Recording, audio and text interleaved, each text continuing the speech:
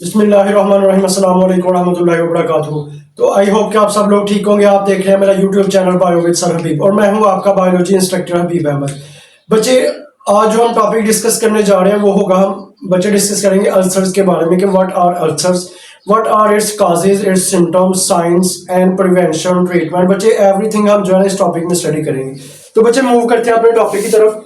सबसे पहले बच्चे अल्सर क्या होता है, अल्सर की बेसिक अगर हम बच्चे डेफिनेशन की बात करते हैं तो कह रहा है कि source that develop in the wall of alimentary canal. कह रहा है एलिमेंट्री की दीवारों में अगर कोई जख्म हो जाए तो उस जख्म को आप क्या बोलते हैं, अल्सर बोलते हैं। ठीक है बच्चे, एलिमेंट्री कैनाल आपने पढ़ा हुआ है कि ये आप कह सकते हैं एक लॉन्ग ट्यूब है, ठीक है, जो आप कह सकते हैं माउथ से स्टार्ट हो रही है, मुंह से, और किधर एंड कर रही है, एनस तक एंड कर रही है। ठीक है, तो कह रहा है अगर इस लॉन्ग ट्यूब के अंदर या इस नाली के अंदर कोई हमारे पास जख्म हो जाए तो उस जख्म को आप उस जख्म को बोलते हैं सोर्स। ठीक है, और अगर एलिमेंट्री कैनाल की दीवारों में कोई जख्म हो गया तो उसको बच्चे आप बोलते हैं अल्सर्स। ठीक है, उसके बाद बच्चे देखें हम इसकी डिफरेंट टाइप्स की बात करते हैं। ठीक है, टाइप्स ऑफ अल्सर्स। तो बच्चे इसके अंदर डिफरेंट टाइप्स आएंगे, लाइक हमारे पास गैस्ट्रिक अल्सर आएगा, ड्यूडेनल अल्सर आएगा और ओसोफेगल अल्सर आएगा। तो बच्चे मूव करते हैं। सबसे पहले वो कह रहे हैं कि what is gastric ulcer. Gastric ulcer क्या होता है, इसकी डेफिनेशन बच्चे आप देखते हैं। कह रहा है कि ulcer develop in the wall of stomach. कह रहा है अगर स्टोमिक यानी मैदे की दीवारों में जख्म हो जाए तो बच्चे उसको आप बोलते हैं गैस्ट्रिक अल्सर। बच्चे यही चीज अगर हम डायग्राम के थ्रू देखते हैं तो ये आपके पास देखिए ये स्टोमिक है, ठीक है, और ये कह रहा है कि स्टोमिक के अंदर अगर कोई हमारे पास वाउंड हो गया, कोई जख्म हो गया, सोर हो गया, तो बच्चे उसको आप बोलते हैं गैस्ट्रिक अल्सर। ठीक है, उसके बाद बच्चे आप मूव करते हैं। कह रहा है कि ड्यूडेनल अल्सर क्या होता है। कह रहा है ulcer develop in the duodenum. Duodenum बच्चे आपने पढ़ा हुआ है कि first part of small intestine, यानी स्मॉल इंटेस्टाइन का बच्चे जो सबसे पहले वाला हिस्सा होता है उसको आप बोलते हैं ड्यूडेनम। ठीक है, और इसकी बच्चे लेंथ होती है 2.5 सेंटीमीटर, ठीक है, या 25 सेंटीमीटर, सॉरी।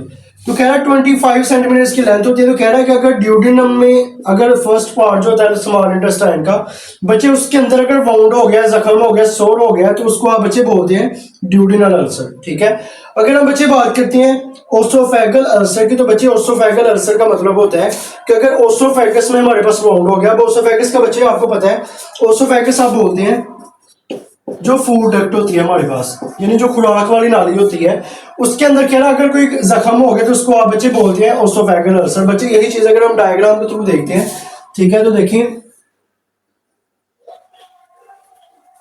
ठीक है, तो बच्चे ये देखिए ओरल कैविटी है, इधर से हमारे पास ये ओसोफेगस स्टार्ट हो रहा है। ठीक है, ये आगे हमारे पास क्या है, ये स्टोमिक है। ठीक है, तो कह रहा अगर इसके अंदर कोई जख्म हो जाए, ओसोफेगस के अंदर अगर हमारे पास कोई वाउंड हो गया तो उसको आप बच्चे बोलते हैं ओसोफेगल अल्सर। ठीक है, नेक्स्ट बच्चे मूव करते हैं। What are the signs and symptoms of ulcers, यानी अल्सर के साइन और सिम्टम्स क्या होते हैं। बच्चे सबसे पहले कह रहा है बर्निंग स्टोमिक, यानी जो मैदा होता है उसके अंदर हीट बढ़ना शुरू हो जाती है। ठीक है, उसके बाद कह रहा है कि पेनरश सलाइवा आफ्टर रेगुलेशन। रेगुलेशन का मतलब क्या होता है बच्चे, रेगुलेशन की अगर आप डेफिनेशन देखते हैं तो कह रहा है कि backward flow of food after partial digestion, यानी देखें कह रहा है कि जो खुराक है उसकी अगर मुकम्मल डाइजेशन नहीं हुई अभी तक, तो कह रहा अगर खुराक दोबारा जो है ना वो देखें, कह रहा स्टोमिक से अगर खुराक दोबारा मुंह में आ गई है, यानी जो पार्शियल डाइजेशन खुराक है वो मैदे के अंदर से दोबारा मुंह के अंदर आ जाती है, इसको आप बच्चे बोलते हैं रेगुलेशन। ठीक है, यानी backward flow of partial digested food from stomach to mouth,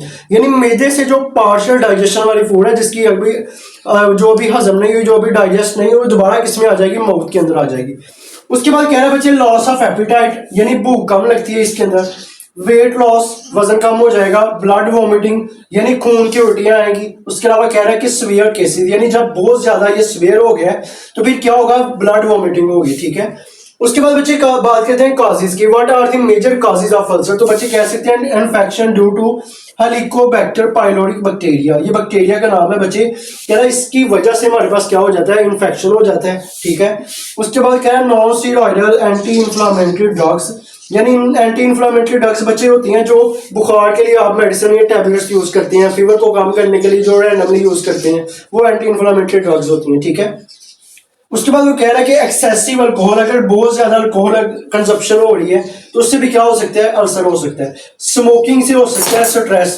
stress का मतलब होता है किसी भी किस्म के दबाव की वजह से जिसकी आपको जो है ना वो वजह नहीं पता, ठीक है, जिसकी काज आपको नहीं वजह स्ट्रेस किस वजह से, तो कह रहा है उसकी वजह से भी क्या हो सकता है, अल्सर हो सकता है। उसके बाद बच्चे देखेंगे ट्रीटमेंट क्या होती है, what is the treatment of ulcer. तो बच्चे सबसे पहले वो कह रहे हैं आप एंटीबायोटिक यूज करें, ठीक है, बैक्टीरिया के अगेंस्ट जो हम इस्तेमाल करते हैं। फिर कह रहा है कि हेलिकोबैक्टर पाइलोरी के इन्फेक्शन को खत्म करने के लिए आप एंटीबायोटिक इस्तेमाल करें, ठीक है। और ऐसी ड्रग्स को आप क्या बोलते हैं, एंटी एसिड्स बोलते हैं या प्रोटॉन पंप इनहिबिटर्स बोलते हैं, ठीक है। उसके बाद बच्चे देखें, कह रहा है कि प्रिकॉशंस में क्या आ रहा है, प्रिकॉशन में आएगा avoiding excessive use of pain killer, यानी आप जो है बहुत ज्यादा पेन किलर इस्तेमाल ना करें, ठीक है। फॉर एग्जाम्पल थोड़ा सा हेडेक हुआ तो आप पेन जो है टैबलेट यूज कर लेते हैं, ठीक है। थोड़ा सा फीवर हुआ आप टैबलेट यूज कर लेंगे। तो कह रहा है कि एक्सेसिव पेन किलर से नहीं यूज करनी। फिर आपको कह रहा है कि अवॉइडिंग स्पाइसी फूड, यानी ऐसी फूड आप नहीं खानी जिसके अंदर बहुत ज्यादा स्पाइसी हो जो, ठीक है। उसके अलावा कह रहा है ईटिंग अ बैलेंस डाइट, यानी आपने बैलेंस डाइट खानी है, ठीक है। उसके बाद बच्चे देखें ये आपके पास डायग्राम बनी हुई है, इसको आप बच्चे बोलते हैं गैस्ट्रिक अल्सर। देखिए ये स्टोमिक है, स्टोमिक की दीवार में अगर कोई हमारे पास बच्चे वाउंड हो गया, सोर हो गया, तो उसको आप बोलते हैं गैस्ट्रिक अल्सर, ठीक है। तो बच्चे आई होप कि आप सब लोगों को समझ आ गई होगी। अगर किसी किस्म का कोई क्वेश्चन है तो आप लोग कमेंट सेक्शन में पूछ सकते हैं। अभी अगर आपने हमारे यूट्यूब चैनल को सब्सक्राइब नहीं किया तो यूट्यूब चैनल को सब्सक्राइब कर दें ताकि हमारा नई आने वाली हर वीडियो आप तक बर वक्त पहुंच सके। तो मिलते हैं अगले लेक्चर में, तब तक के लिए अल्लाह हाफिज।